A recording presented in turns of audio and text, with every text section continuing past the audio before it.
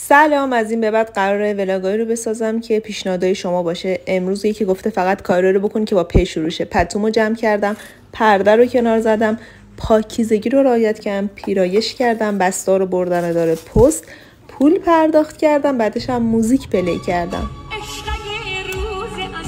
یه کمی پیاده روی کردم، بعدش توی پارک نشستم، استراحت کردم، از روی جوب پریدم، چاقویی که شب تولد دوستم تو کافه جا مونده بود و پس گرفتم.